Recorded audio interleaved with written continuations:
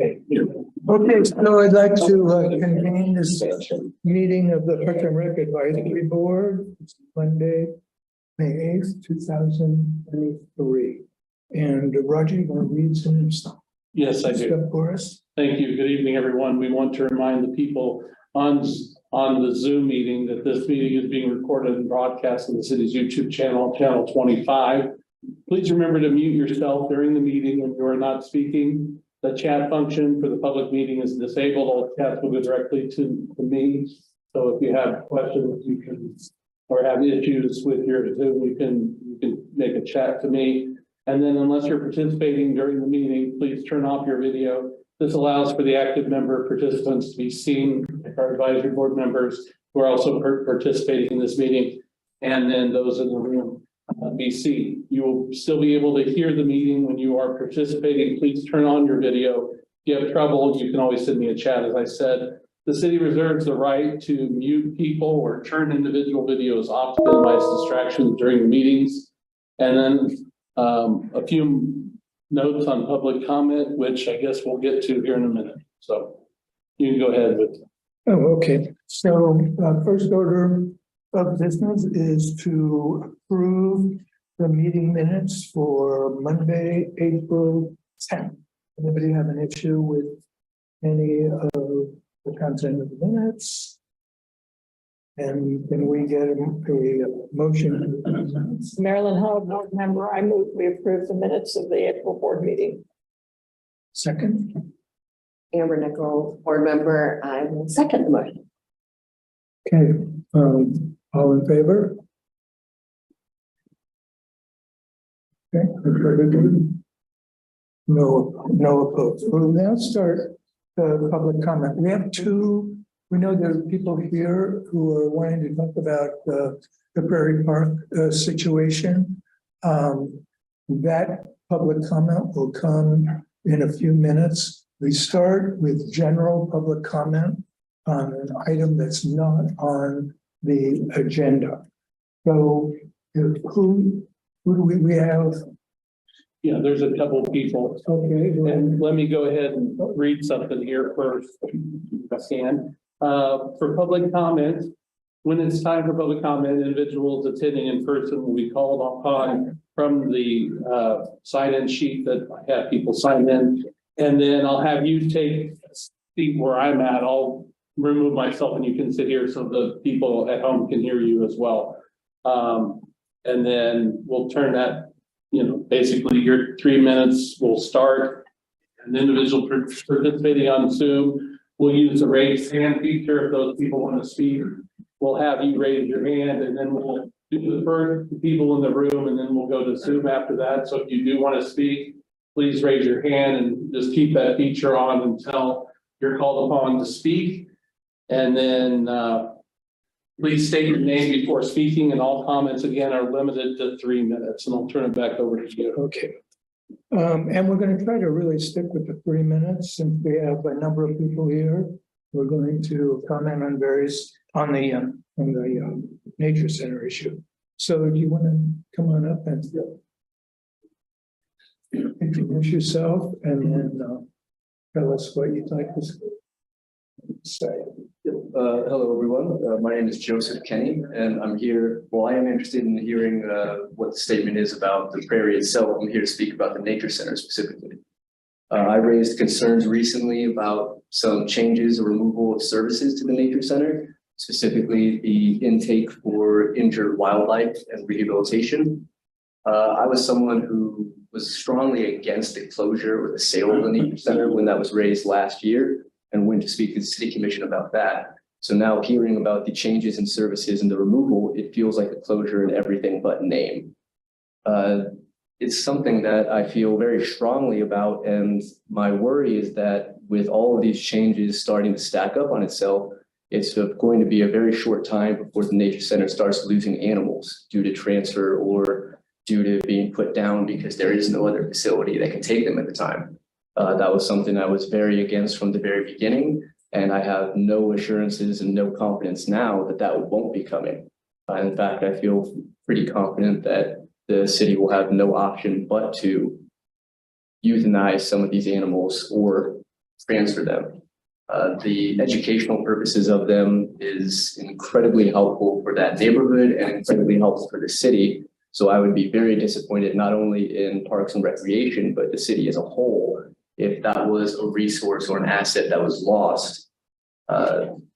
Finally, with all of these changes, I am very interested in finding out if the inability to take these injured wildlife animals now, just as the main example, if these are Parks and Recreation decisions, or if these are decisions that are being handed down by the city manager in the financial office.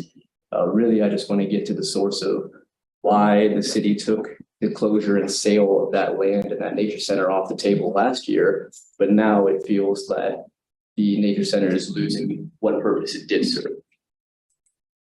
Thank you. Thank you. Thanks very much. Any other public comments?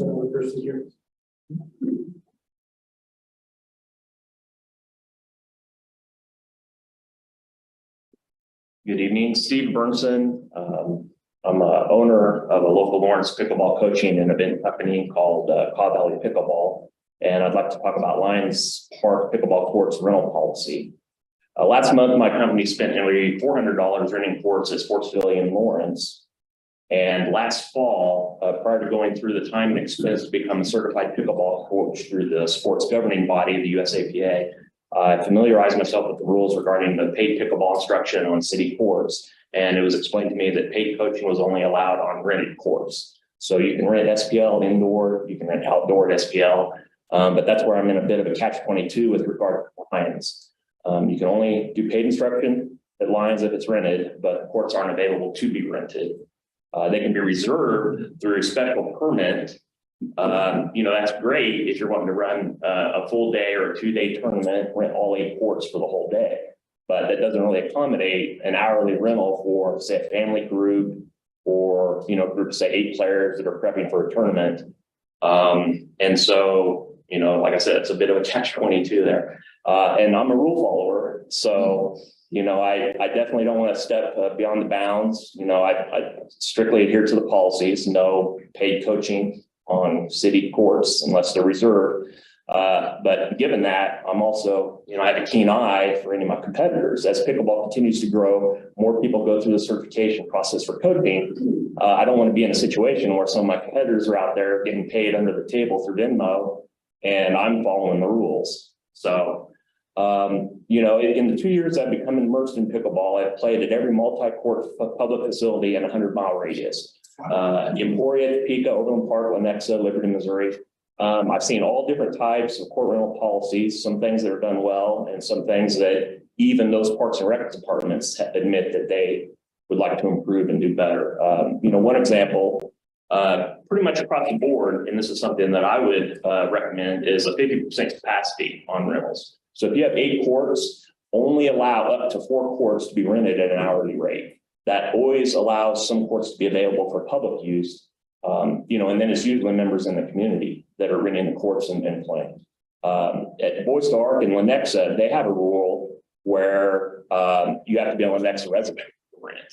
And that's something that I would be in favor of making as a policy for Lawrence as well. I think also you'd want to set the hourly price at a reasonable rate. Again, in Lenexa at Boys to Arc, they've set the rate at $10 an hour.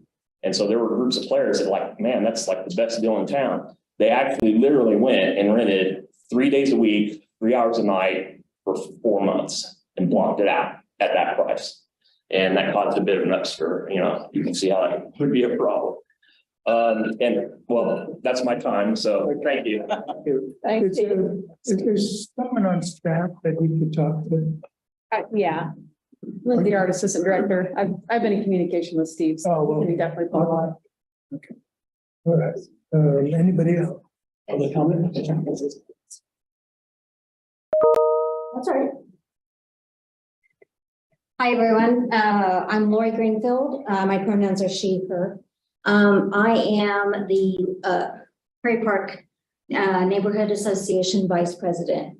I spoke at the commission a couple of times. I've lived in Lawrence over 30 years. My kids are 5th generation Lawrence My in-laws grew up in North Lawrence, where we're rats. And so I'm a coach, a gardener. I also work at Prairie Park Elementary School. I've been there for 23 years. I ventured over to Prairie Park Nature Center every year with my kids. My own 3 kids went through the programs at the Prairie Park Nature Center. They've learned archery, fishing, animals, a whole array. I even worked for Parks and Rec when I was going to college. And the parks, actually I was right here with the playground program. So I'm very familiar with Parks and Rec and how it works. My thing today is I don't know, I have a lot of different emotions here because as a parent and potentially a grandparent, probably sometime in the nearer future than I care to, choose. I want this to continue for our kids. The Nature Center, I've had hundreds of kids go through my classroom and go through Prairie Park. They all talk about the Nature Center. They talk about going over there when they can't go home. There's no one home, so they go over and they are, getting an education beyond school. They talk about, the different things of environmental, how we treat our Earth. And with Earth Day just having happened, they talked a lot about, oh, I've seen this at the Nature Center, or I learned about these things. It is embedded with our Lawrence kids. Questions. I'm not sure how the city of Lawrence can take donated items and pack it up and do something else with it if it was donated to the Nature Center. I'm not sure my donations to the Nature Center can go to anything else but the Nature Center. Those donations were given, it's a fiscal responsibility for the city that those donations go to the entity it's donated. So I have questions there. And then the spraying, that is a hazard. And so I would like, some answers that way too. So thank you very much. And I hope that you can think about the kids in Lawrence. Actually, I think the Nature Center, the broader issue with the Nature Center is really a budgetary issue. And that's where that discussion really has to take place, I think. Anybody else? There is somebody. Melinda? General public comment? Yes, hello, my name is Melinda Ball. I'm an active voter and 20-year tax-paying resident of Lawrence. Last week, I spoke during the city commissioner meeting, voicing my rage, frustration, and true disappointment with the Parks and Rec Department over the massacre of Remnant Prairie at the Prairie Park Nature Center. Today, I'm here to continue that message to emphasize how destructive, irresponsible, and foolish it was. Excuse me just a minute. Linda, it's on the agenda, so we'll have you hold those comments until. It is also related to the Prairie Park Nature Center. Okay. Okay. So furthermore, it was incredibly hard not to consider this was this absurd act was a deliberate attempt to erode the importance of the Prairie Park Nature Center and the acreage surrounding it. The following points lead me and possibly others to see an effort to allow developers to destroy this land and remove the ability to educate future generations of the significance of nature via the Prairie Park Nature Center. 1, the aforementioned killing of native plants. 2, closing the Prairie Park Nature Center gift shop. 3, stolen donations directly meant for the Prairie Park Nature Center. 4, removing the donation box. 5, removing the ability to take in injured wildlife. And 6, no response or follow-up from last year's brainstorming session of which I attended. allowing developers to take this land is not only against the community's views. We saw the turnout last year in support of Prairie Park Nature Center during last year's defunding proposal. It also steals public access to priceless resource, nature, all in the name of private profit. Is the Park and Rec on track to close the Prairie Park Nature Center? Are there one or more developers set to take public land for private use? Thank you. Thank you. Anybody else? General comments? Actually, want to speak as well. I'm sorry. I want to speak as well. Okay. Sorry, I didn't realize that. No, you're good.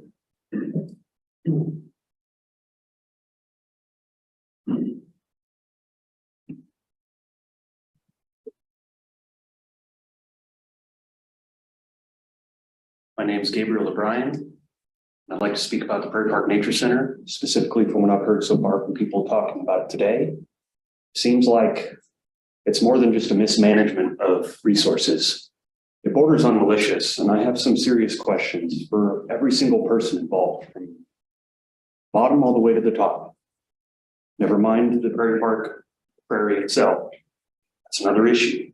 All of these erosions of these different services that exist at this facility has only one possible outcome.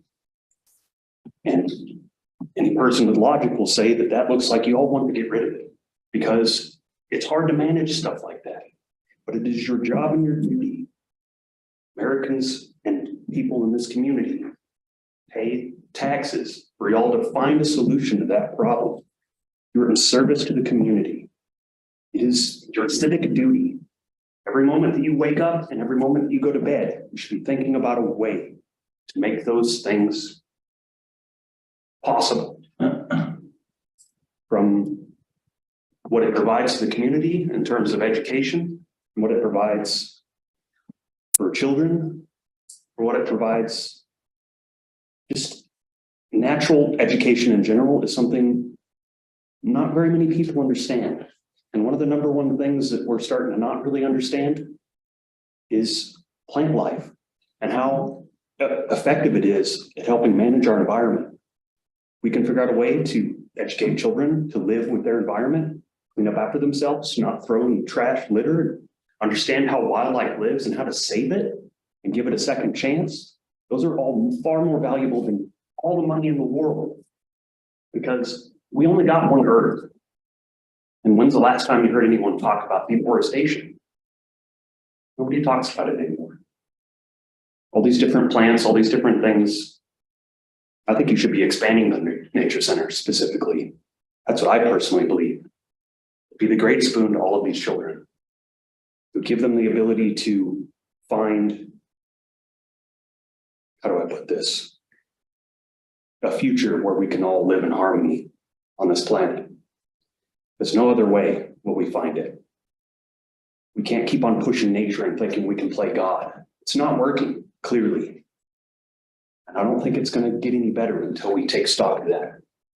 Earnestly, sincerely, all together, find a future where that's possible. That's pretty much all I have. Thank you. Thank you. Yeah, I think I would like to comment on that first issue as well. I was not aware of all these things going on about it. Kind of horrifying. Yeah, my name is Hank Lorisco. I've been at Lyons for well over 50 years. Came here to go to KU in ecology, and I really enjoyed the Nature Center, and was amazed, not really amazed, but heartened by the turnout last fall by everyone across all walks of life, all the economic and social, whatever strata. That throws to me that Prairie Park Nature Center is what I would call a keystone species, keystone institution, just like a keystone species is in an ecological sense. Like a bison, prairie dogs, these are keystone species. They control the environment and other create an environment for the whole community. Well, a city like Lawrence, or any other cities, I mean, there are keystone institutions. Hospital, you lose your hospital, forget it. It's happened in Southeast Kansas. Prairie Park Nature Center, I think, is also in that regard, could be a standalone institution and not be managed by wildlife parks, or parks and recs, because it really deserves its own standing and not always at the whim of the budget cut, which, the explanation was, well, the algorithm made me do it. Well, if the algorithm made you cut the fire department, would you do that? Follow the algorithm, or would you think maybe the algorithm is wrong? So I was horrified to see that people spent hundreds of hours that evening, in total, probably thousands, protesting this. And it just shows that the management of the city is not in line. It's so out of touch with the wishes of people that people had to spend all this time just to tell them that, this was not what we want to do. Just as if, you said, okay, let's cut the fire department, let's cut this out, because the algorithm made me do it. So that was kind of it, but I'm shocked to see that there actually these different things are happening to just, wither away the service of the nature center. Is that being done at the administration of the Parks Department, or is this being done more at the city level? It's under the Parks Department, so I guess, are they the ones who decided to cut all these other things? It's ridiculous. I can't understand that at all. And so I came in here and I read these, commitments of the Lyons strategic plan. Sound fiscal stewardship, effective use of sustainable management resources that align with community priorities.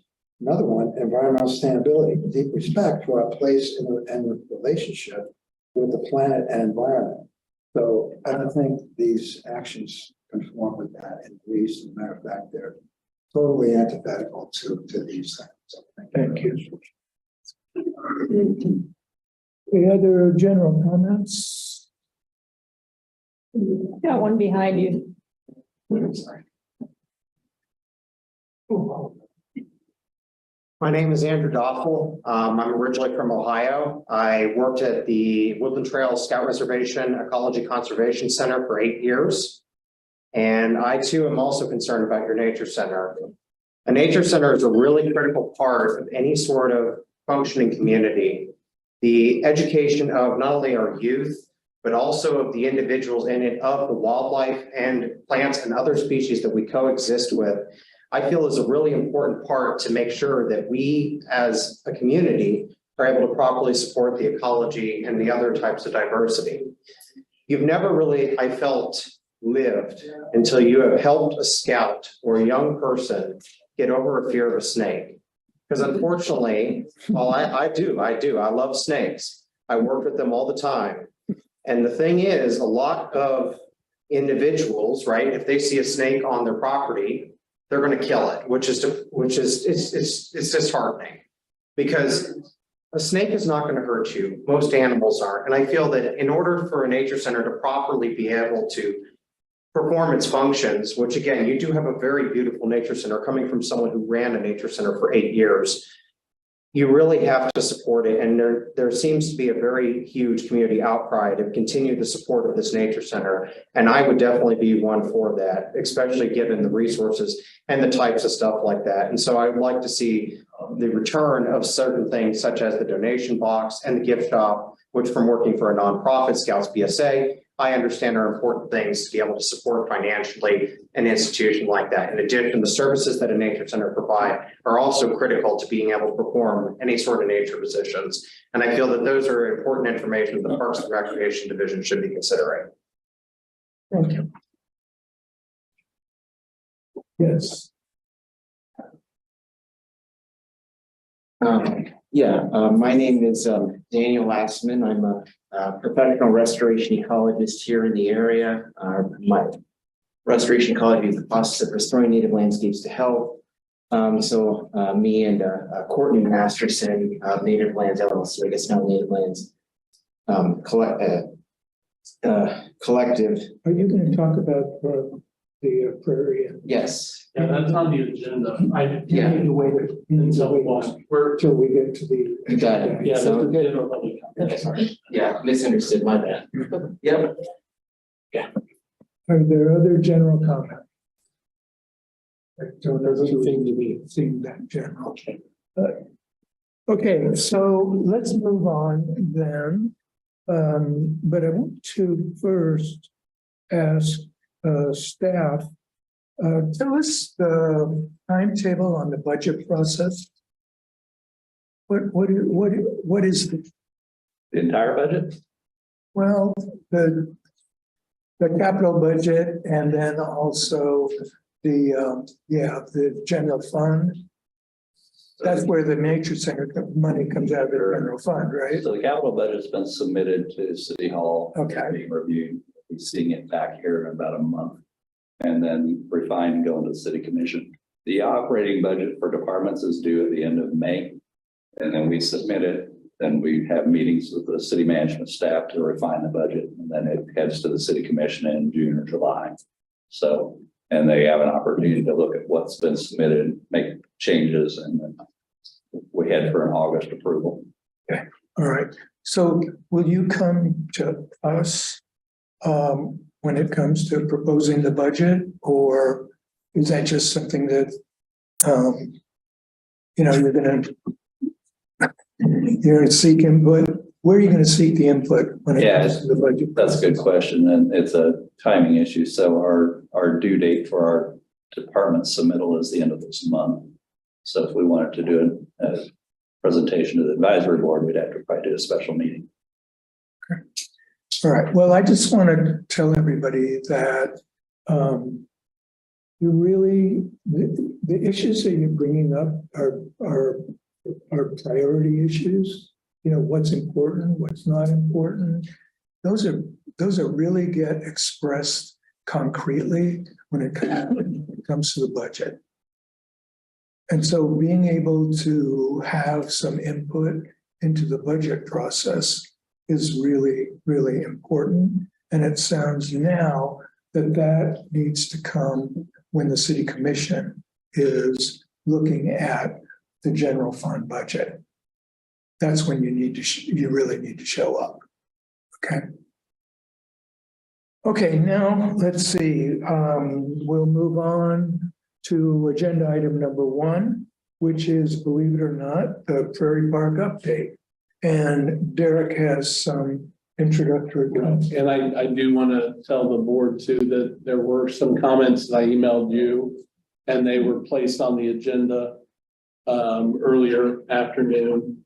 And then another email went out to those people that sign up for the agenda, just to let people know that we do have those public comments that were specifically for the board that they got to you. Yeah.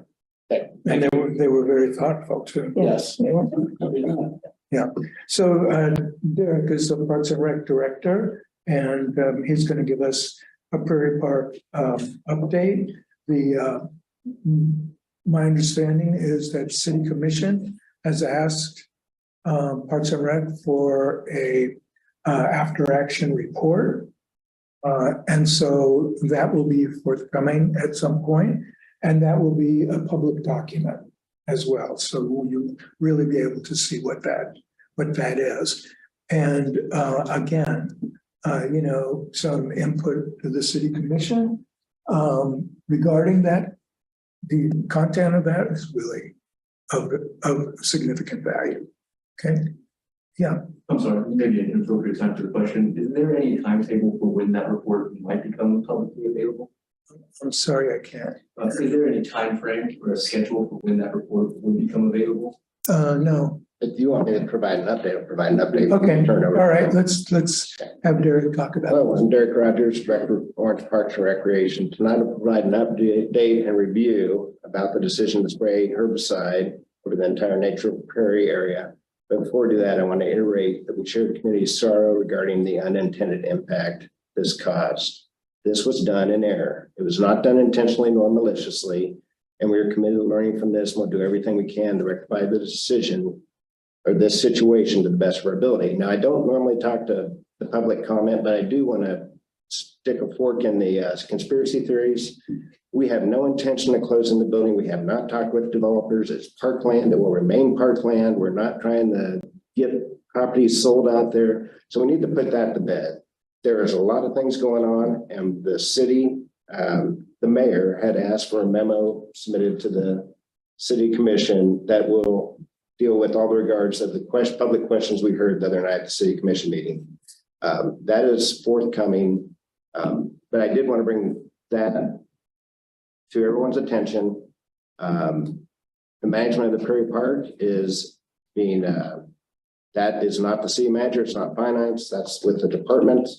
There's just a lot of things moving on. My goal is to make it financially sustainable, and that's what we're doing. We've got a lot of good things going out there. I love the nature center as much as everybody else. I grew up here. I was a snake herpetologist, biology aide for Stan Roth at LHS when I grew up. So yes, it's special to me too. It's special to most of us in the department, and especially the horticultural piece. Our department's focusing on ensuring that this doesn't happen again, rectifying the damage to the natural prairie through collaboration with the Kansas Biological Survey, local and regional experts. We've been in touch with many of them. Some of the names have been mentioned tonight, and also some of those folks who are here this evening. Also through community collaboration, review and revising of our integrated pest management plan, which basically is a comprehensive parks maintenance plan to better manage all of our park resources. To provide more information this evening, I'd like to introduce Mark Hefker, Assistant Director of Parks and Recreation. He oversees our parks maintenance and our equipment. So where I've taken up on this is I've basically been investigating how and why this happened. So knowing that there was an error that happened, so I want to talk with staff and say, what was the target? What were we trying to do? What was the intention? And then what did we do? Did we follow city policy? So that's been my last week, is just really trying to understand what were you trying to do there? So what Derek said is correct. The error was blanket spraying of remnant prairie. Now, the gaps that I've found, which is really unfortunate, honestly, I knew it was a remnant prairie. So to sit here and say none of us knew that, that's not factual. I knew that. We've been managing that prairie for 25 years. So we've made strategic sprays throughout the years for noxious weeds or invasive woody plant materials. That's happened nearly every year. Otherwise, that whole prairie would have been encroached with honeysuckle and sumac and poison ivy. And so that's been a management practice. The gap we had that's kind of hard to deal with is we've had a whole staff turnover. So that entire Park District 2 staff retired or left in the last 3 years. So we had a true institutional knowledge gap that information did get passed from person to person. So the people doing the spraying thought, well, let's clean up the weeds was their term in the prairie, but they were managing it as a grassland, which we manage thousands of acres of grassland. And in many cases, we are trying to eradicate the broadleaf weeds in those prairies. But this one is specifically different than other grasslands we manage throughout the city. So gap in institutional knowledge was huge. I knew it. The manager that oversees it didn't know. The supervisor didn't know. The field staff didn't know that was a remnant prairie and it should have been treated differently. So what should have happened? We should have spot sprayed. We should not have blanket sprayed. I'm saying that right off the bat. Now, investigating, did the staff violate city policy? So we have an IPM policy that's pretty extensive. What's IPM? Integrated pest management. So that was developed, staff actually developed it with local experts in 2005. We've been running with that management practice since that time. Now in that policy, there's also a gap. So it doesn't specifically talk about remnant prairies, which it should. So there's a gap that needs to be written and that needs to happen. And that's what we're meeting with the experts on. It's like, okay, what management practice should be lined out for this prairie so we don't have this issue again. So those things, two things in my mind have identified why this happened. Now, I still believe it shouldn't have happened, but I can't blame staff if they didn't know better. So that's my fault that information didn't get passed down to the next set of management for that park district. Going forward, I think what we have the opportunity to do is really sit down with the experts and go, okay, this prairie, it happened. Now, what's our restoration plan? What are we going to do moving forward to the next 1, 2, 3, 4, 5 years? And then what is our management plan? So that we have a written management plan that anybody can pick up and say, here's how we're going to manage this prairie going forward. And it changes. Honestly, if you go look at aerial photos from about 1999 when the Nature Center was open until now, you can see how much the prairie has changed and how much the wooded area is encroached into the prairie. So as we look at that, we need to look at how do we stop some of that encroachment? Or is that a natural process that we need to allow to happen? My feeling is the prairie is the key driver in this. So we want to try to encourage the prairie to stay active. So anyway, that's a summary. Now we have a lot of work to do. So we've already scheduled meetings, 2 or 3 of them this week with local experts, and we're talking with the Johnson County Parks and Rec. All he does is do native prairie restoration and prairie management. So we're talking with him, we're having him come over and talk to us about, okay, how would you do this? And obviously we messed up here. So now let's get a plan together. So that's where we're going. There's still a lot of work to do, and we need to write policy, and obviously we need to educate staff. So that's where we're at today. And you might mention the director of Kansas Biological Survey and some other partners that are coming. Right. So the director of the biological survey is coming in. She's got more resources in. We've also had Courtney Masterson. She's volunteered. We've worked with Courtney on numerous projects. We worked with her on a pollinator garden we put in at the dog park, 15-acre property we're trying to establish now. So Courtney and us are kind of partnering in many properties, and we literally manage thousands of acres of grasslands. So this one is unique, and I wish we would have recognized it was unique before we did what we did. So. Thank you, Mark, and Derek, and thank you for being so forthcoming. I think we all appreciate that. Okay, so over the first Questions from the board? I'd rather have the public comment. Yeah, John, we discussed earlier. Okay, was it part of The that? timeline, I'm sorry. It's good for public comment because they have that meeting. Right. Sorry. Again, this is no more than 3 minutes.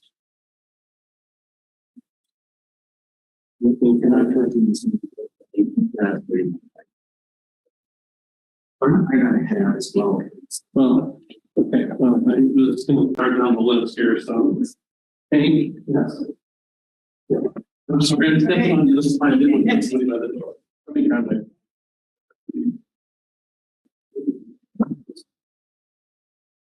Once again, my Briscoe, and this item which I just said about having responsibly so that does the public transport stuff. And this is not, I think, as a Keystone institution, that should be priority because the benefit just more than, well, in a different percent than public transportation, which is going to be free. So basically, information from there. And then also these other issues naturally about, the intent and the mistake and everything. Yeah, I think, the results are there. I mean, Prairie is dead. And you hear about Prairie restoration. Prairie restoration. But you add water and boom, there they are. You can get a couple of dozen plants, maybe equal the thousands of year-old remnant prairie that is gone.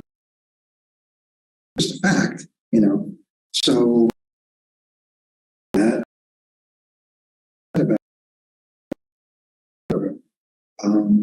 I'm of the mind to have something like a cease and desist order in terms of managing these kind of areas until the training comes up to par with everybody in the department. Without that, you need experts, you need a consult, but you also need, I think, a radical shift. Also, the idea, like we said, weeds, what are weeds and what are not weeds? We can spray for this and all this other stuff. So I think there needs to be a major overhaul of philosophy as well as practice. And to do that, I think you need major stuff, not just saying, well, I'm going to pass on the information. It was a lapse, which fine, that's good. That's a great start, but it's just a start. To really do it right, you really need somebody, I think, to I don't know, a weed czar or something, something that really knows people and be intimately involved in the training of staff because that's, you're managing these things. so that everybody will be up to par and hopefully prevent that again happening somewhere else. But it is a real tragedy. I'm really shocked by that, and it just seems like we can do much better as a city than the shore. So that's about it. Thank you. Okay, we do have some people that were planning on attending. Are all of you planning on attending the Prairie? Vigil, the vigil incentive. Yes. I'm also hoping with some of the organization. Is it all right if he steps? Yeah. So make sure. I apologize for jumping ahead. And I'm just going to set a timer. So I got it. well, I would just for myself, so I can not jump through too many points. So, yeah, as I mentioned earlier, my name is Daniel Lastman. Like Courtney Masterson, I'm someone with, who's a restoration ecologist. We both have masters in restoration ecology and have both done in each of our own ways restorations of a wide variety of habitats, prairie savannas, forests, whatnot.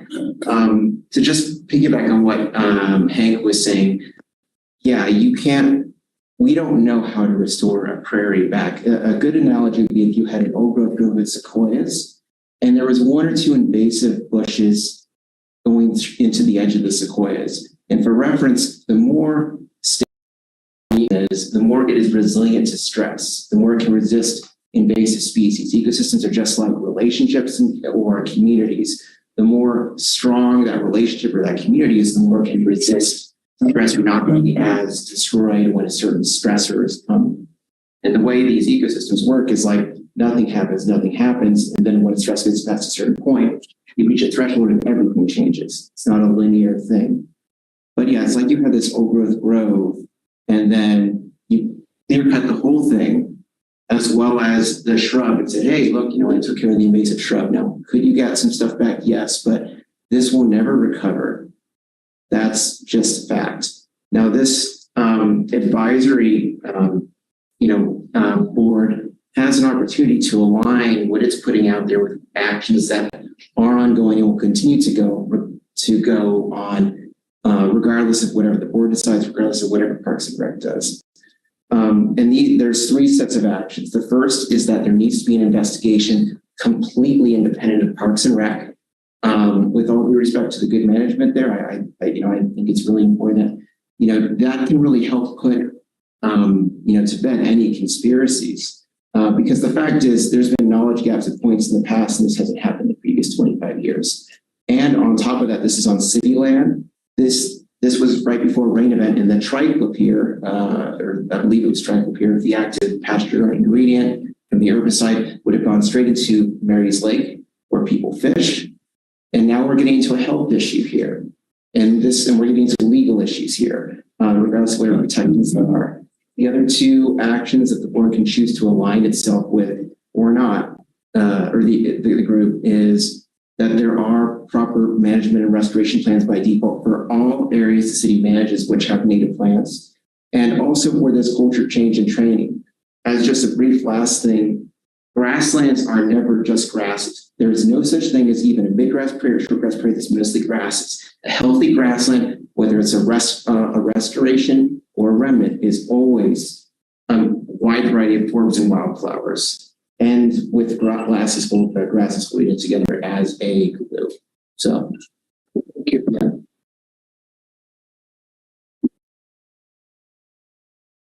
Yeah. Andrew?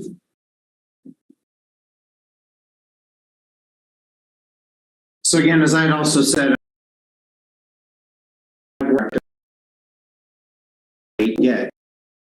it's pesticides. My Eagle Scout project was on restoring a small amount of the meadow. And unfortunately, if you go up north, you will realize that honeysuckle is your enemy. A lot of forests have gone from being nice open areas that you can prance through to you can't even get a couple inches because of how dense the honeysuckle has gotten. So I totally understand the use of herbicides and pesticides, but the concern that I have is why the broad application? And again, I understand the breakdowns in communications. I worked for a scout camp that was underfunded years. That was, we had our fair share of breakdown in communication. Everyone, including not only myself, who has worked with our ecology conservation plans as part of our land management, I feel that it would be helpful to not only know what is in these plans so that what to expect in terms of timeline, to expect in terms of budgetary constraints that could be imposed on it, but also give the community some idea of what all has been lost. And again, I understand you guys are doing those surveys and working through that information as of now.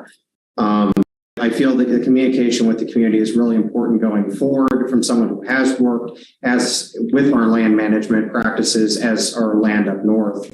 Again, I totally understand the use of that type of stuff, but I feel that there was a communication breakdown, that this is a fairly communication breakdown. And I feel that the important part is to be open with the community, as open as you can be, to try and calm any sort of concerns or fears that the community may have. Thank you. Amanda? Okay. Gabriel? Gabriel? All right, sir. Okay, so you're fine. Michael?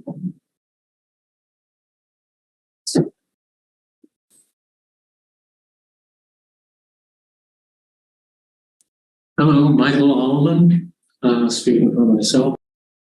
And I'm not going to go into any of the ecological aspects of this, pretty much covered. But I do think that a number of people, including the board itself, has pointed out that, you know, there are budgetary constraints. First of all, I want to thank Mark Hecker for acknowledging his role in this. It's been courageous, and sorry that you made a mistake, but thank you for being upfront. Budget-wise, it seems like basically practically any department in the city, staff, they're understaffed. And Parks and Rec is no different. Parks and Rec is a huge department with lots of responsibilities. Other than the policy and management plans, training and all that, whatever corrective approaches you're going to take probably will require more money. I would think maybe more staff, but certainly more training. I'm not really big on generalized top-down hardscape kind of management. What I'm getting at is like the slogan I like to say, this will probably convey it. You know, if your only tool is a mower, every problem looks like a weed. You know, it's a paraphrase of that. Or your only tool is herbicide. I think a lot of this is going to take a lot of more direct personal staff, hands-on activity, which is going to be a budget issue. That's what I'm getting at, that you're probably going to need more staff and better trained staff. It's going to cost more. So I think it's important that not for this body here to tell the people in this room that they need to show up at the city budget hearings. I think this body here needs to be the top advocacy group at those budget hearings, the board itself. And I should point out that it's not going to be happening in June and July and August. It's happening next week on the 16th, where the city commission is the very first time now, you know, in the budget process, setting price. They're saying, we're going to give more money to Parks and Rec, or not. Next. So people should show up, but this board should also make their statement there too, in my opinion. Thank you. Thank you, Michael. Under 5 seconds, you still don't. That's very unusual.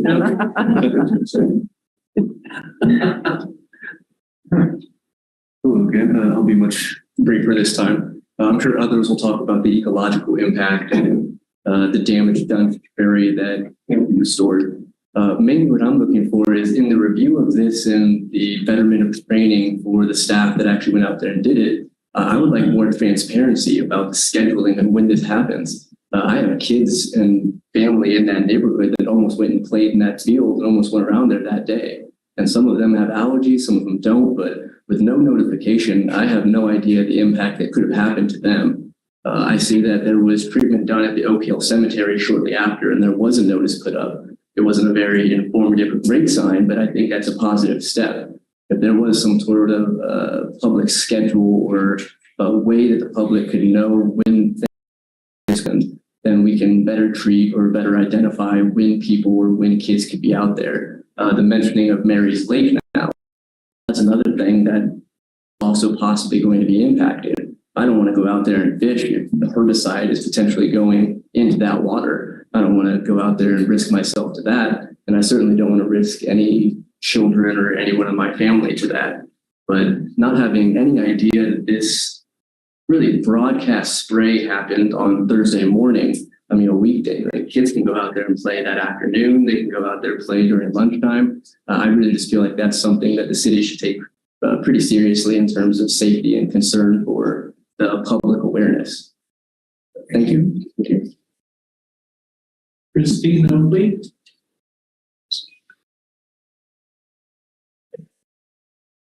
Steve.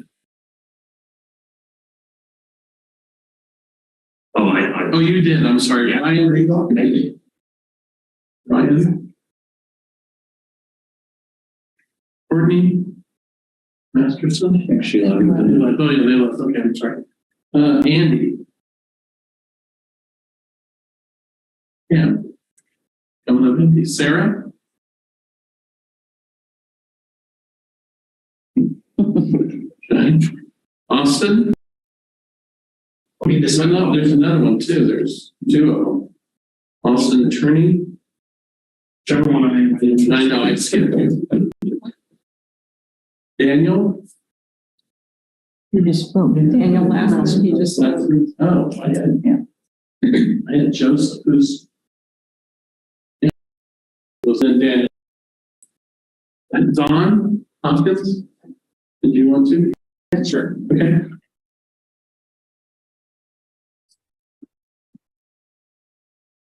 My name is Dawn. I work boards.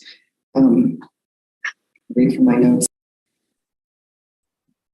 I listened to the public comment regarding Prairie Park in general on my phone before coming in and their various concerns. I also heard Director Rogers respond by saying he wanted to stick a fork in their concerns, referring to them as conspiracy theories.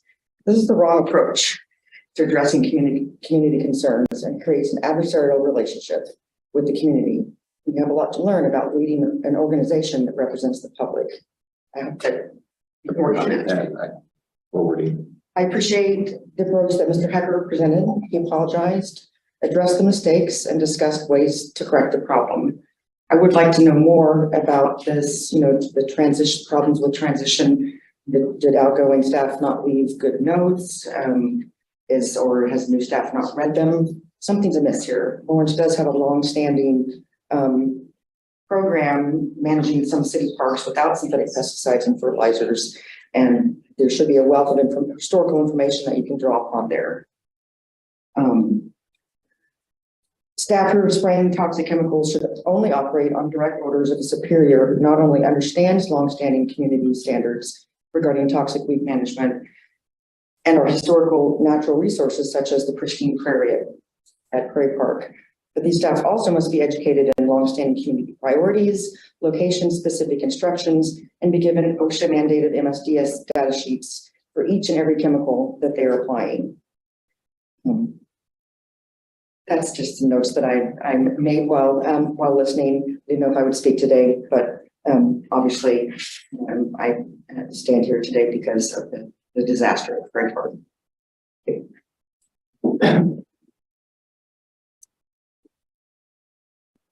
Oh, no, okay, thanks. Thanks. Lori. Hi, Lori Greenfield again. My son is actually a state certified chemical and spray. So my questions here are, Who is that certification then under?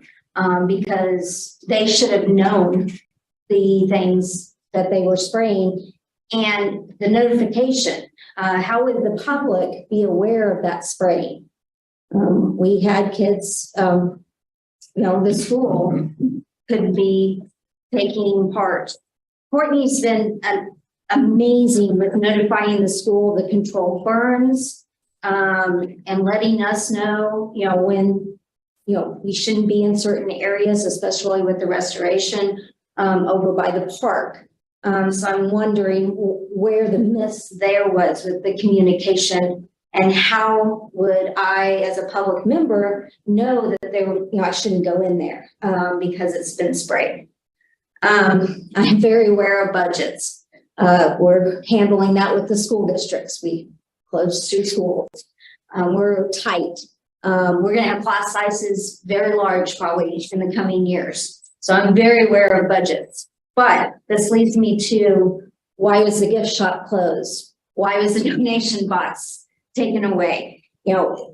If budgets are tight, why are we not looking for those other funding sources?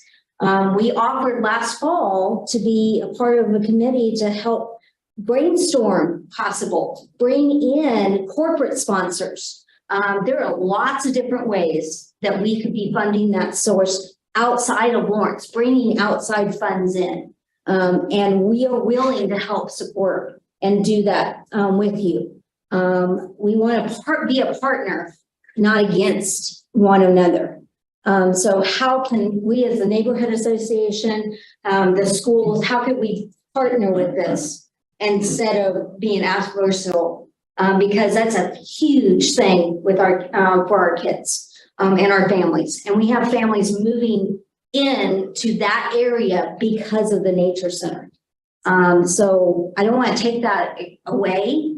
Our schools need the kids. We've seen that from our budgetary stance. So it's twofold here, but we're willing to work with you. Don't be against us. So, thanks. Everybody speak that you need to in the room? I know we're going to get there. Now we'll go to Zoom. If you want to do public comment, please raise your hand. Brett?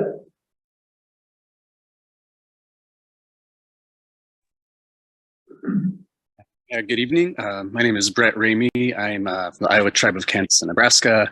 I'm a Lawrence citizen, live in North Lawrence, and I'm also a citizen of Minneapolis, where I'm talking to you from today, in Oak Savannah that was sorted by my ancestors as recently as early 1700s. And so wanted to just offer condolences to everybody in the room. I know this is a really, sad time for a lot of people on all sides of this situation. And I think from my standpoint, as unfortunate as it is, it's also not surprising. It's really nothing new for Indigenous peoples to see things like this happen. And the issue here is, the fact that there's so little left, that this one little precious remnant prairie is such a big issue because just how little it remains since settlers arrived in the beginning of Lawrence, 1854. And so as we know, the majority of the county was prairie prior to then. And but what is less often named is that it wasn't accidental that it was prairie before then. It was prairie because it was actively stewarded by Native people of the area through fire, through other stewardship practices. And really the displacement of the prairie was directly coinciding with the displacement of the Native people. And so in Lawrence, in many other places, the ongoing invisibilization and lack of inclusion of Native people in stewardship practices and decision-making really makes things like this more possible. And thinking about, the broader context of the world we're in, World Bank has issued reports, stating that 80% of the world's remaining biodiversity is in Indigenous held lands and Indigenous steward lands. And so, we can have a lot of conversations about native prairie and native plants and native pollinators, but often there's very little to no consideration of Native people in those conversations. And so, my suggestion, kind of drawing from my work as a climate resilience planner for my tribe out of White Cloud, Kansas, who I'm not speaking in that official capacity today, but just seeing a lot of what we are in our efforts to restore oak savanna up there that is largely not oak savanna anymore because of suppression of fire and suppression of indigenous land stewardship. So we're kind of actively seeking to reverse a lot of that, that historical erasure of our practices from the land. And so I think quite simply, there would be no native prairie without native people. I think that is, it could pretty much be stated. Buffalo would also be part of what a native-led prairie would look like. Not suggesting Buffalo at Prairie Park. They probably need a little more ground than that. But it wouldn't be, but it shouldn't be off the table to consider what that would look like to restore the entirety of a native prairie, to include ruminants, to include native people as well in the stewarding of those lands. And so I think just suggestions or thoughts, just based on my observations, to ensure that native people are re-present in our lands. Thinking about signage, there's a big, beautiful. Your time is up. Okay, so making sure we're on signage, of course it is. Thank you. Other public comments, please raise your hand on Zoom.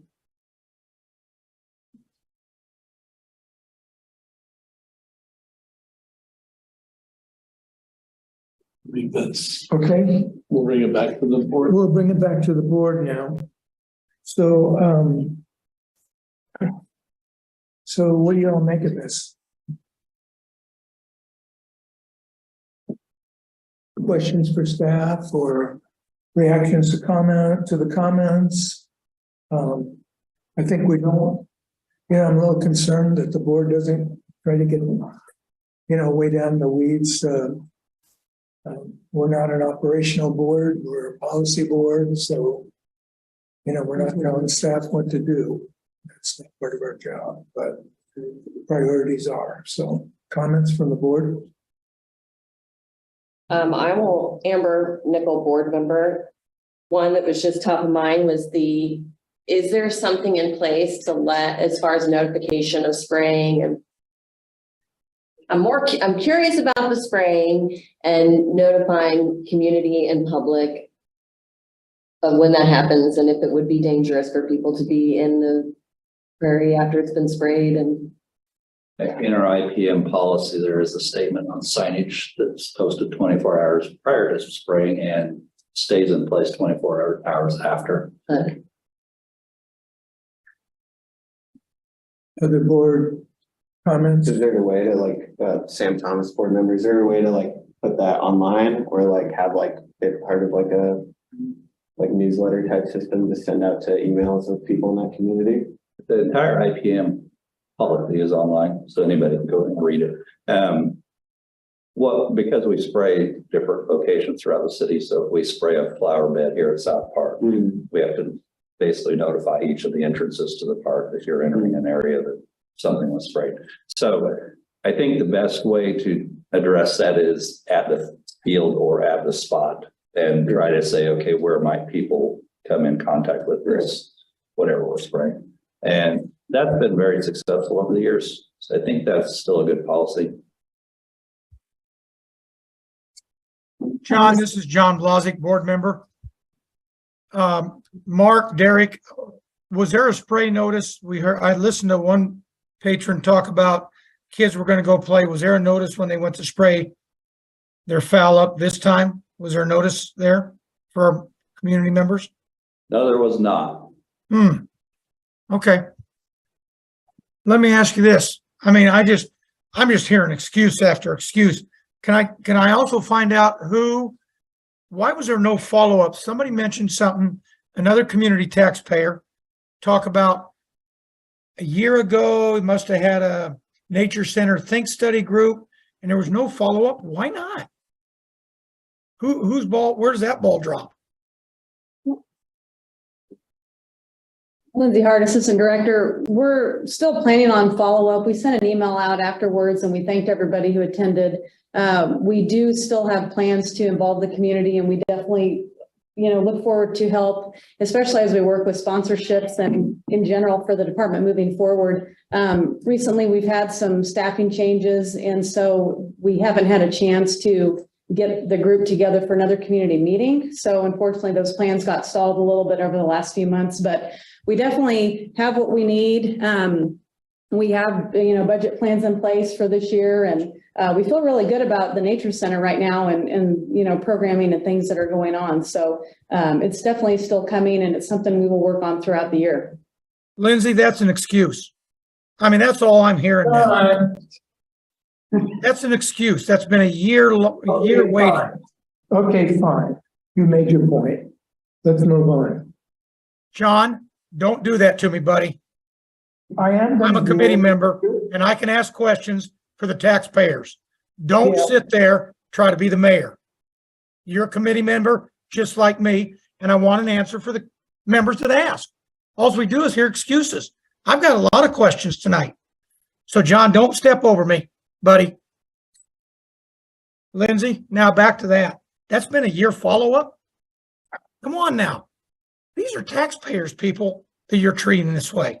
We didn't put signs out for spraying. We didn't follow up in a year. And these are just 2 or 3 things that I've written down. I mean, somewhere the buck's got to stop with production and not excuses. I mean, I watched the mill levy raising again. I know your flow chart. I've got 10 people here that are over $100,000 a piece, and all I hear is excuses. Somebody's got to make answers. Derek, Mark, Lindsay, somebody's got to answer the community members, or maybe we need to change.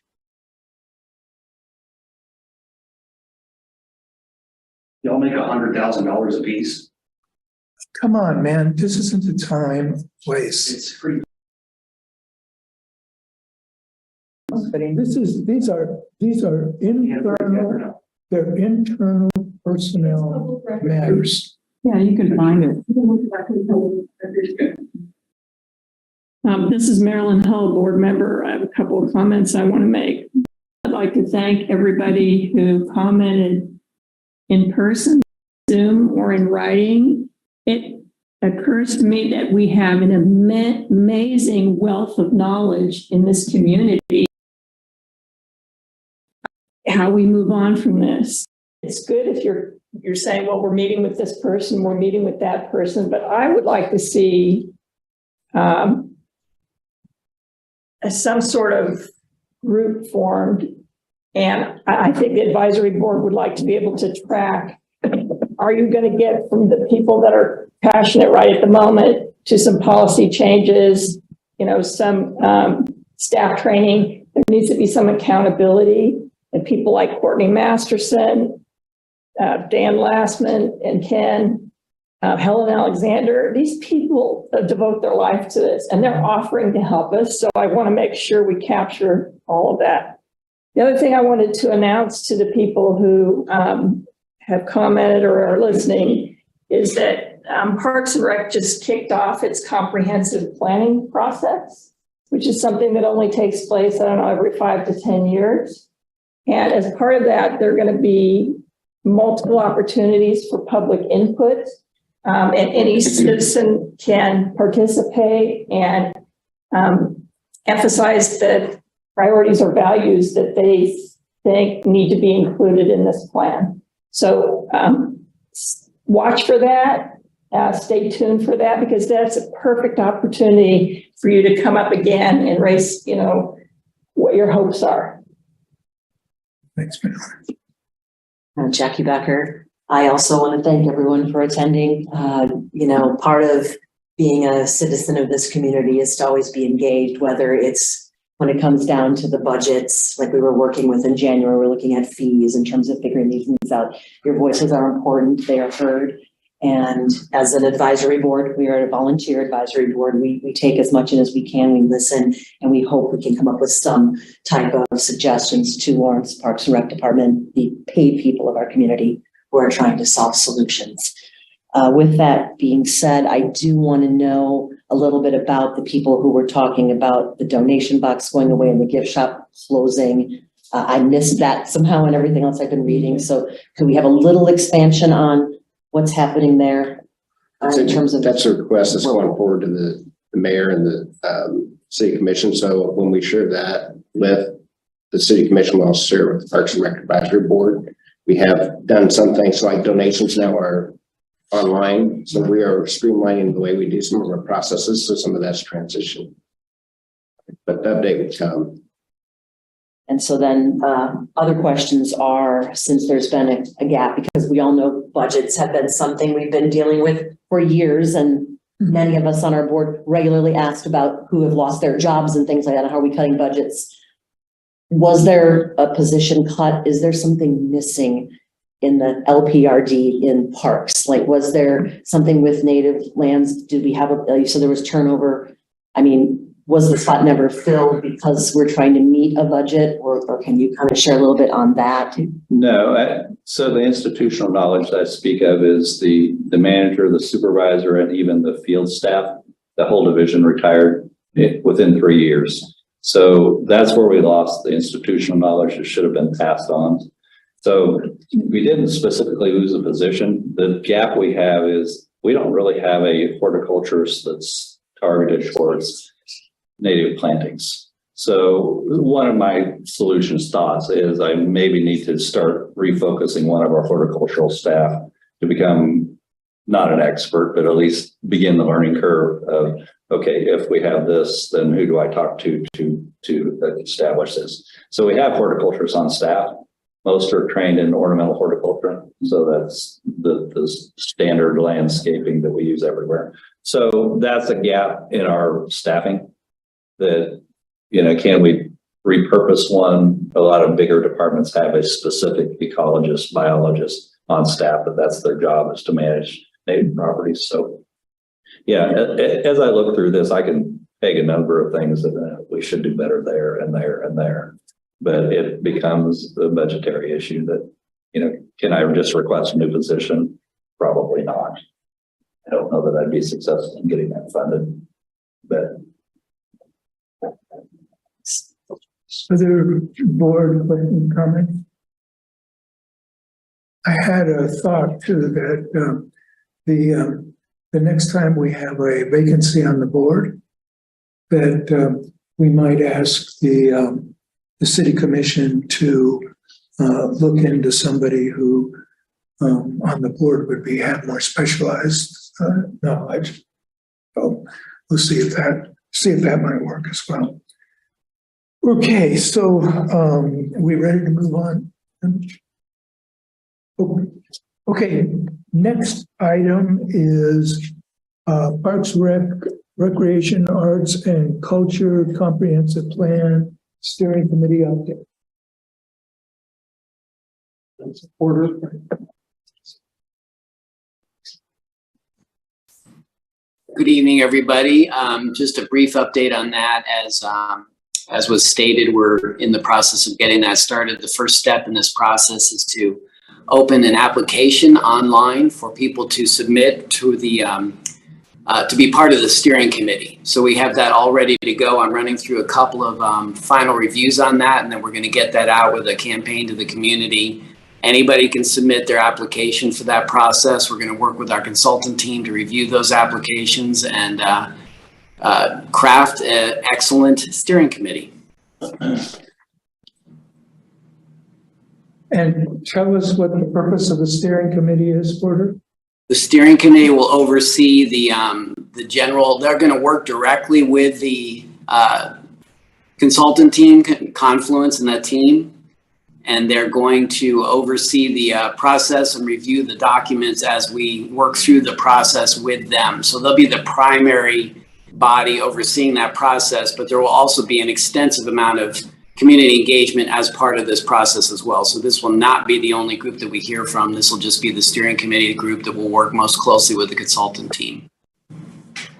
So it's a shame that all the public comment is gone, because that would be, applying to be a member of the steering committee for this comprehensive plan would be a move in the direction that you're seeking.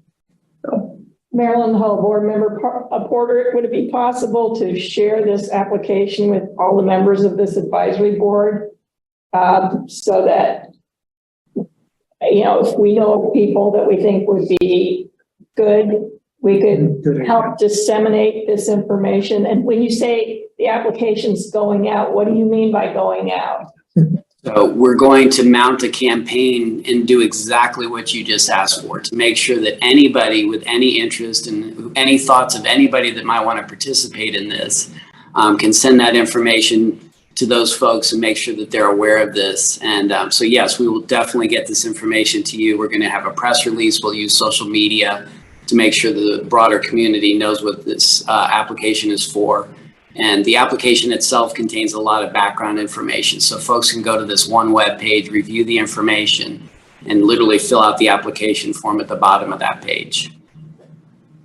Amber Nickel, board member. So what's the ideal number that will be on the steering committee, and what type of members are you looking for?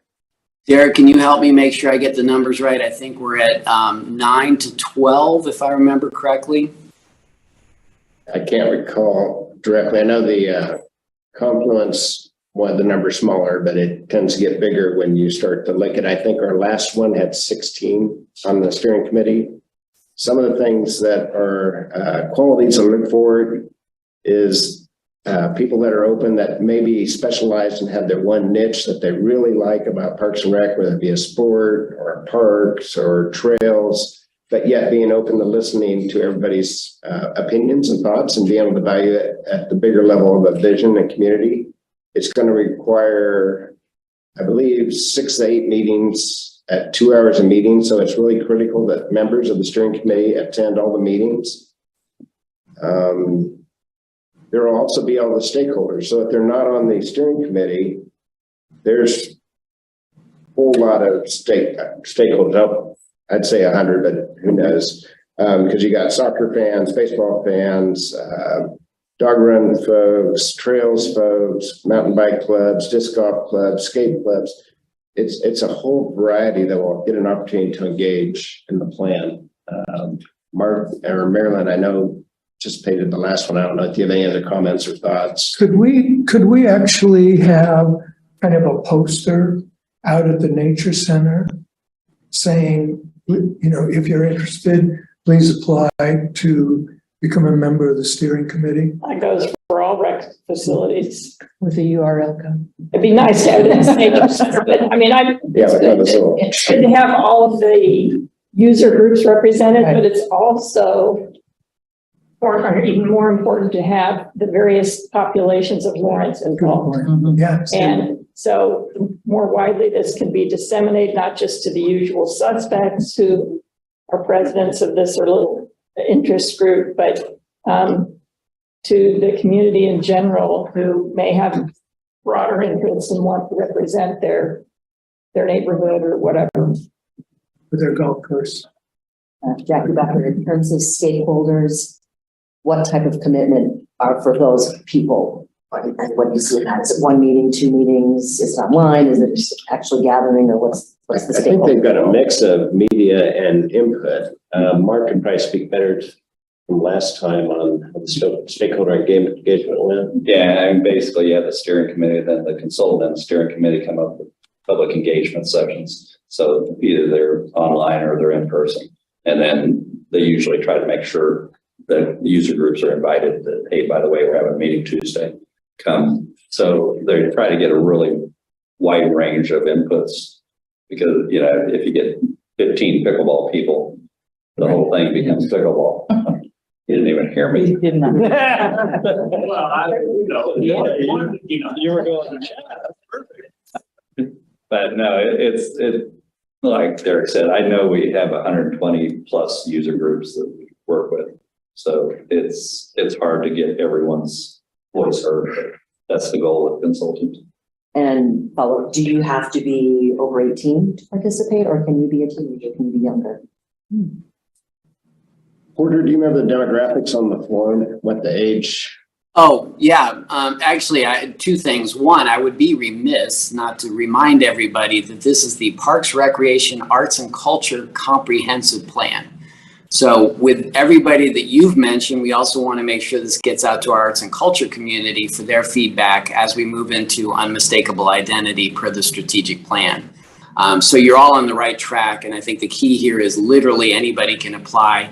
I would say probably, you know, I don't think we would, if somebody really has the time and they're under 18, but probably over 16, you know, certainly they'd be considered. So definitely, and we have those demographics, we're asking for that information so we know, because to Marilyn's point, you know, we want to expand this as much diversity as possible. So getting younger people to the table is really valuable in this sense. And again, if they can't do it as a steering committee member, they certainly can participate in some of the community engagement aspects that are out there. And we're certainly going to do a lot of work to reach out to those folks as well.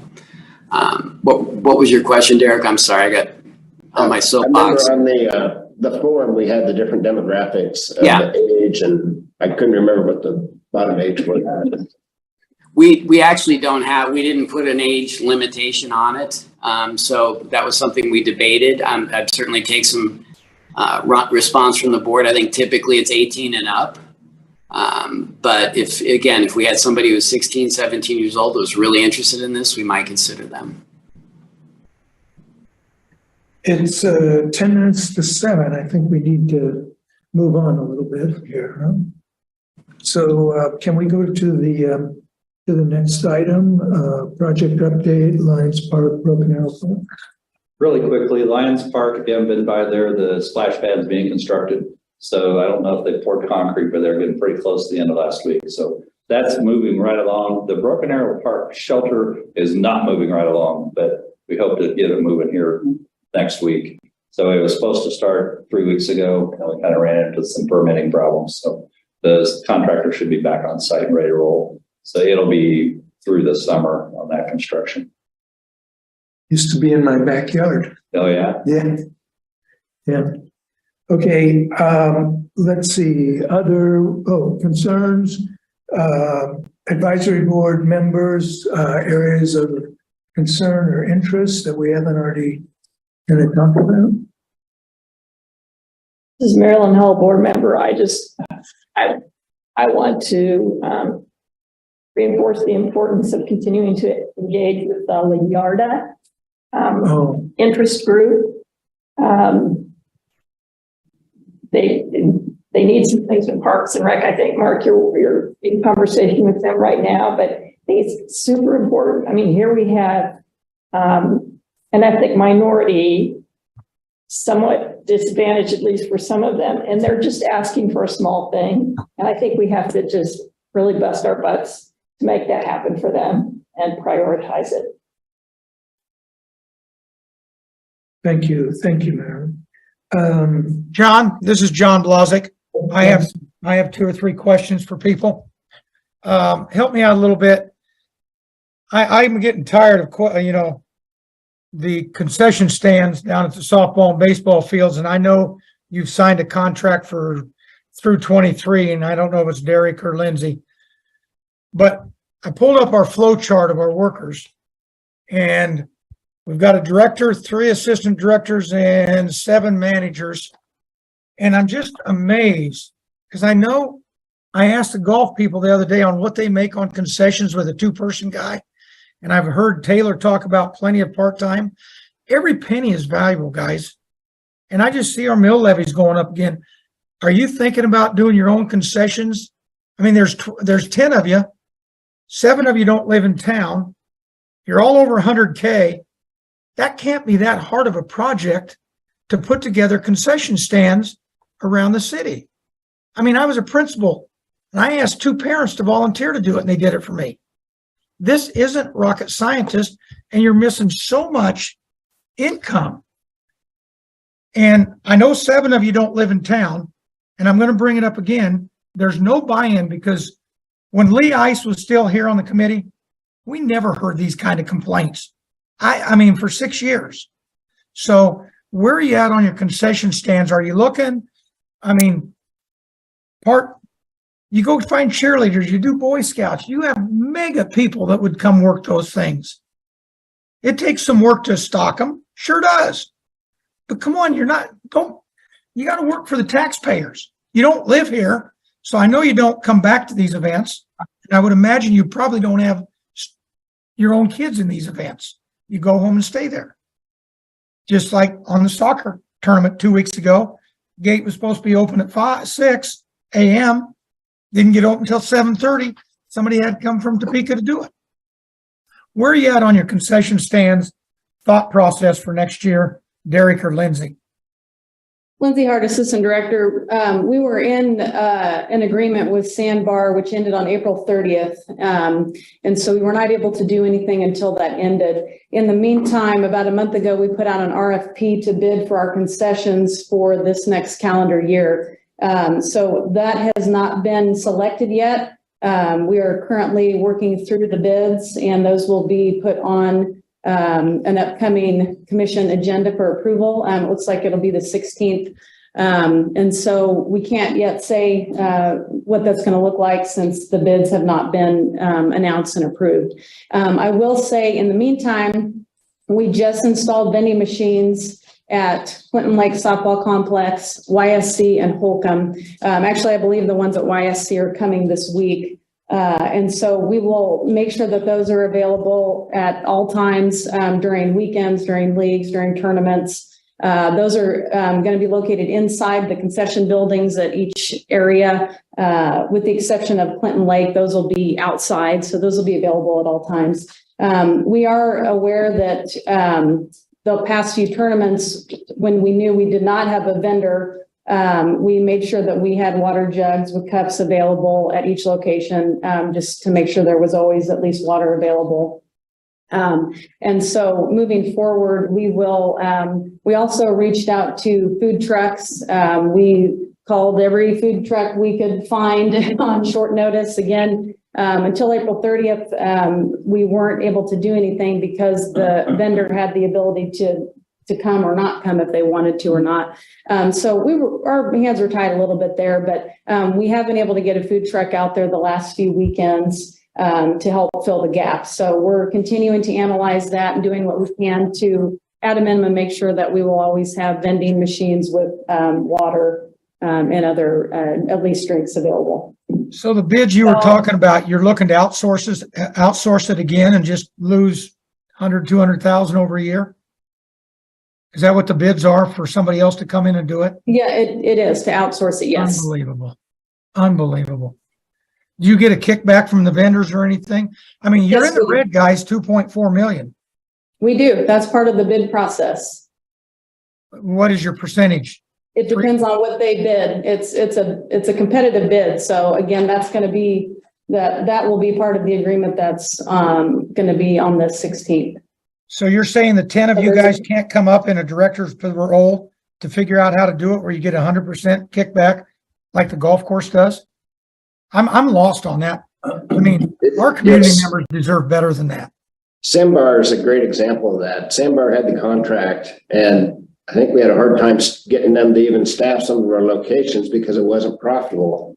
And then during the COVID, to get people out, because we wanted to make sure that our participants had concessions available, we did everything we could. And that was working with Lee to get food trucks out there to these places so that concessions were available for the participants of this program using those facilities. One other thing just of note, this weekend, Lindsay, Mark, Roger, and myself were both out at Centennial Park for the vertical ramp dedication. Lindsay was going out to SPL and YSC on Saturday to watch multiple events out there. And I know Mark was out at YSC watching multiple events during this baseball tournaments going on this weekend.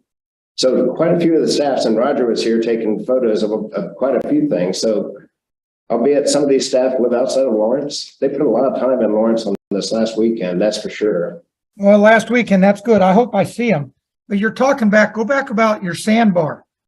I mean, is it really that hard to do your own concessions? I know what you make profit-wise, guys, in a year here.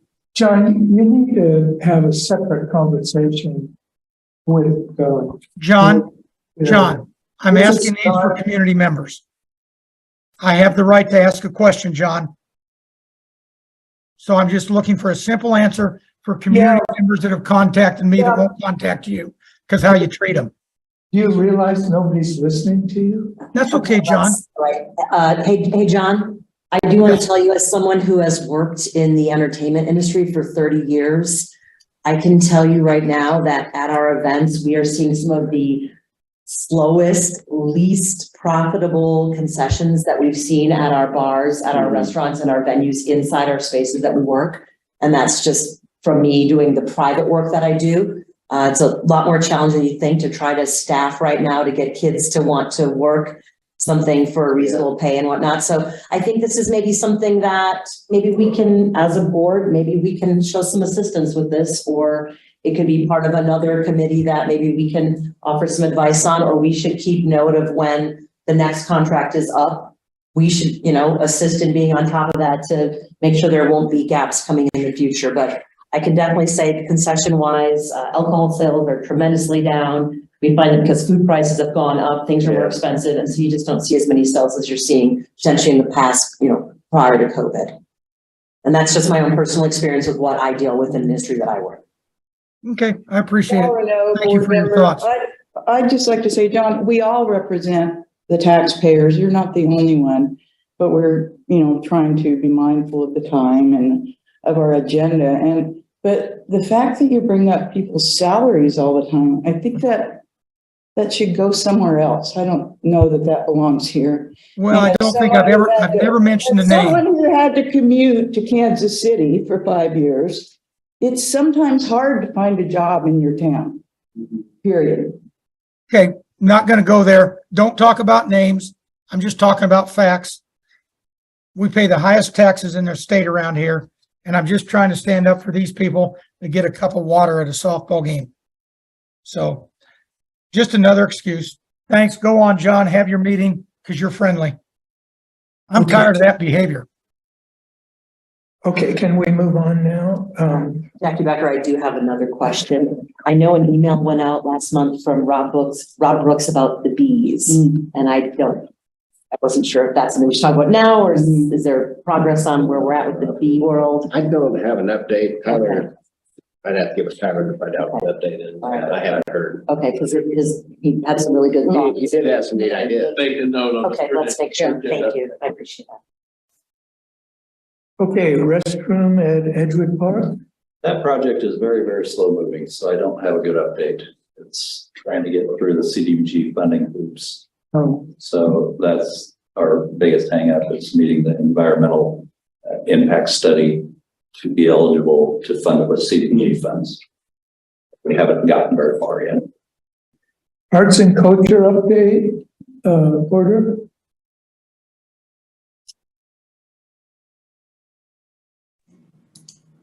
Park. Just a quick update. We're, working with the Cultural Arts Commission. We have the Outdoor Downtown Sculpture Exhibition getting pulled together. That will be celebrated and opened up on final Friday in June 30th. And we're also implementing the community arts grants for the 7 awardees for that program as well. And they are actively, the Cultural Arts Commission is also actively working on the Phoenix Awards and seeking nominations, as a matter of fact. I'll email that out to you folks. If you know anybody that should be nominated to be recognized for their contributions in arts and culture in Lawrence. Thanks, Porter. Derek, what is Porter being, becoming a part of Parks and Rec? What's it been for you guys? It has been a huge benefit because we all know that we're all wearing different hats, and unlike what we'd like to have would be a person to do accreditation, a person to do budget. So we don't have some of these things, and instead we're wearing multiple hats.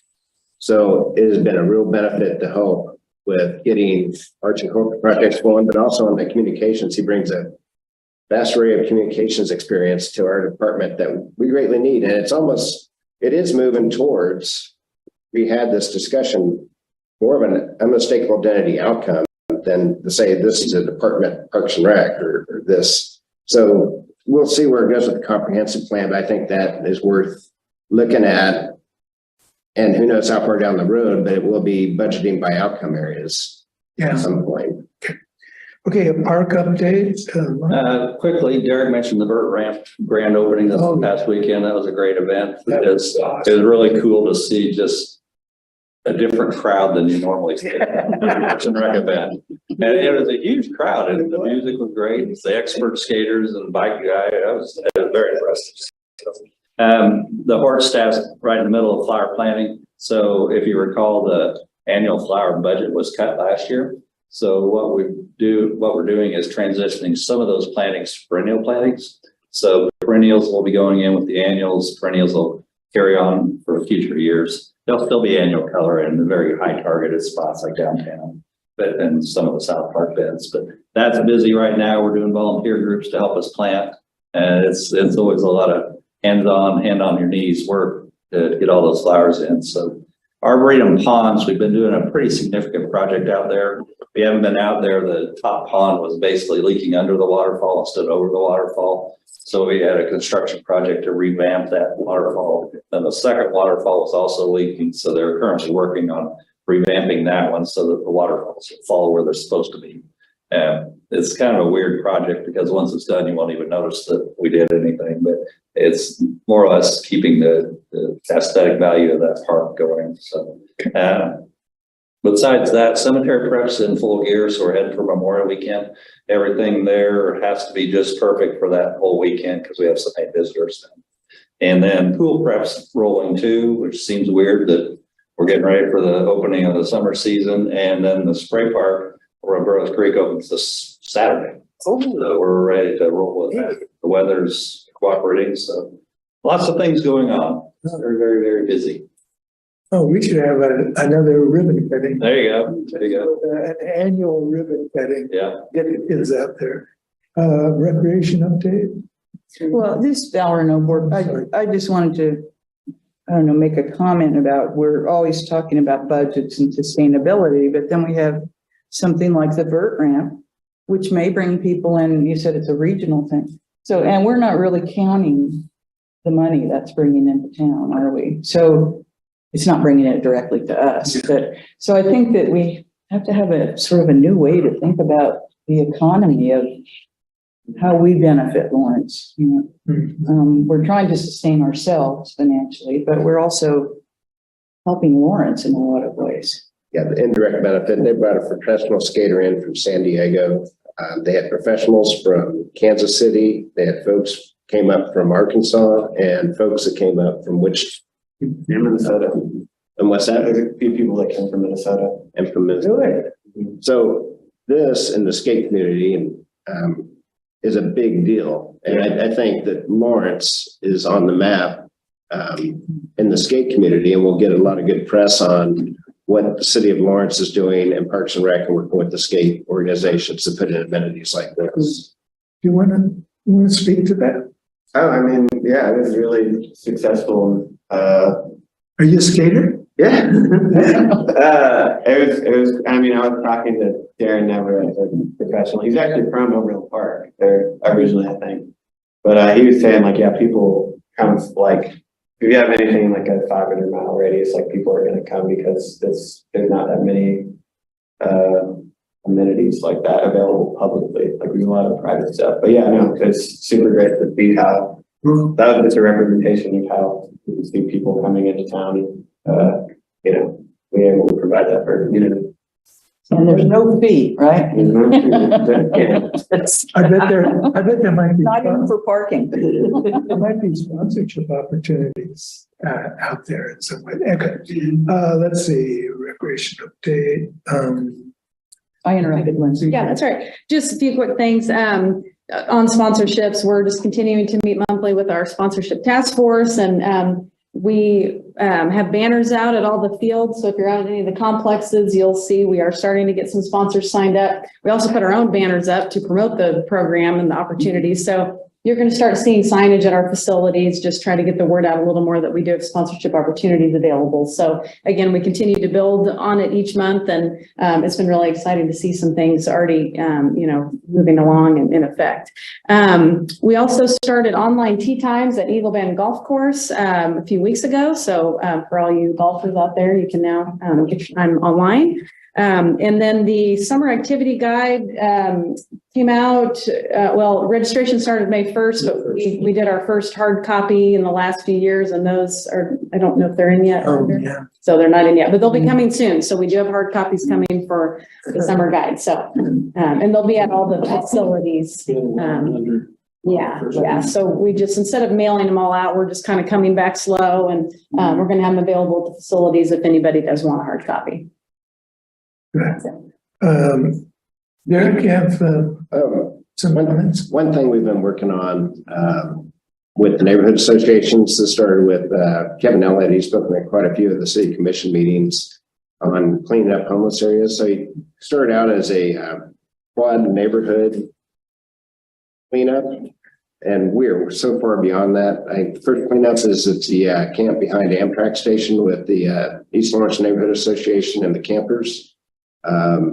City's providing support from that. There's going to be a self cleanup. They're serving lunch. They're doing some great things. We haven't done this for a while, and Kevin took the lead on that, so we really appreciate his help. He is in North Lawrence, but has helped organize quite a bit. So another one is behind Sandra Shaw with the Pinckney Neighborhood Association. That one's scheduled for May 21st.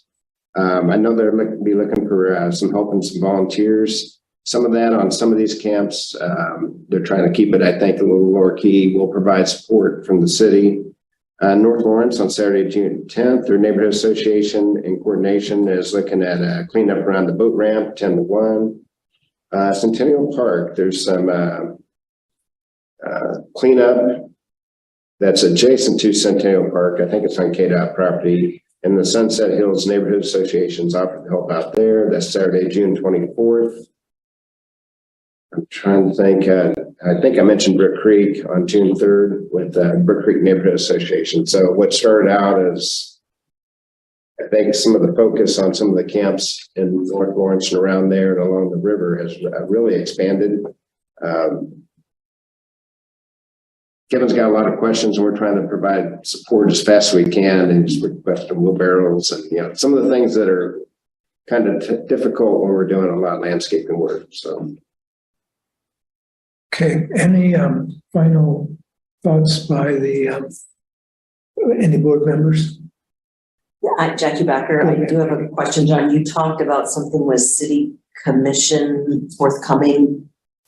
Is that the board, or is that, I need some expansion on what that is. The mayor at the last city commission meeting requested a memo to the mayor on the public comments that were made at the last meeting. And so when we have that memo ready to go, we'll also send it, besides sending all the city commissioners, we'll send it to the Parks and Rec Advisory Board. Yeah, thank you. And checking on the B boxes, if it does look like we've got that agreement signed and he's going to be installing, I'll let you guys know, not just wait until the next meeting, okay? I'll check into that. I have one question, Nickel board member. I think it was Mr. Allman that brought up the advisory board should be advocating to the commission about budget requests. Is that, help me understand if that is how that works. So budgets are submitted, then the city manager has to come out with his recommended budget.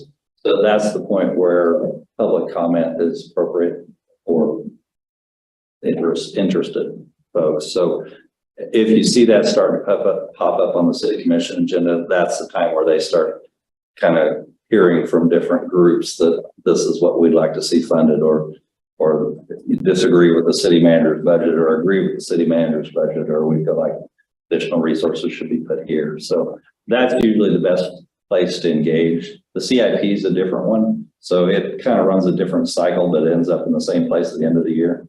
So the CIP is the bigger projects that, whatever we're proposing for the years. And, those are $100,000 plus projects. So up to multiple millions of dollars on the bigger MSO projects. So those are two engagement points that, keep your eyes open for, or we can alert you to the budget calendars, things progress. But So it's not next Tuesday. no, that's where the city commission starts saying this is kind of what we think. Oh, okay.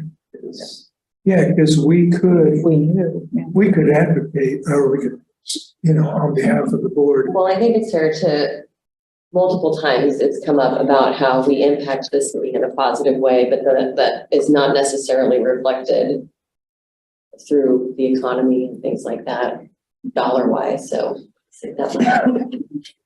And I'll have to look at that agenda item that I wasn't aware of that coming up shortly.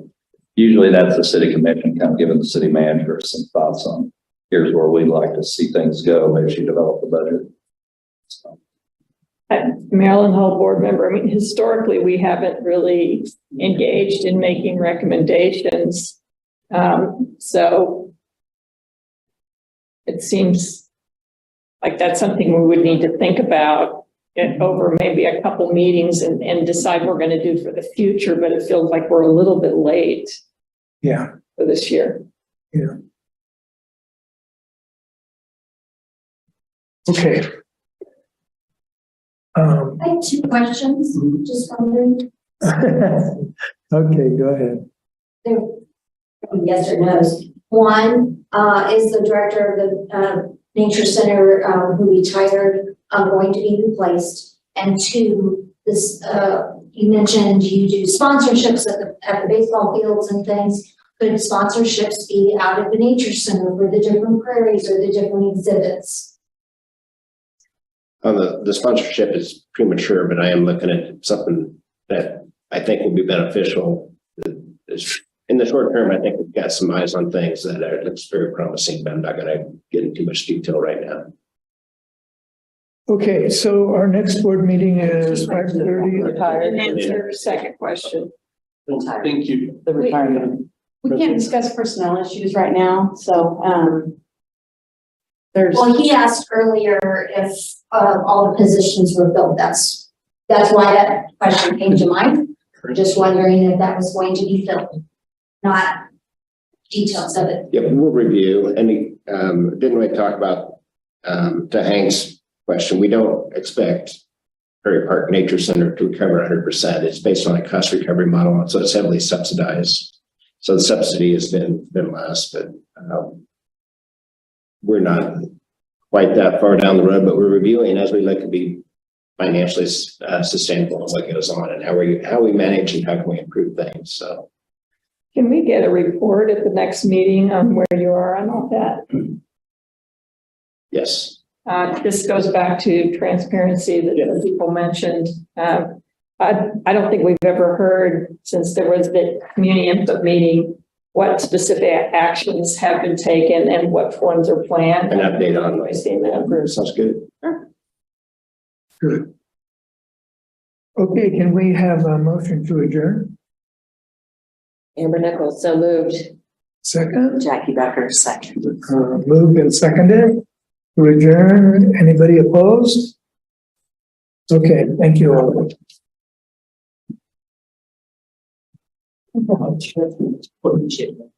I'm sorry?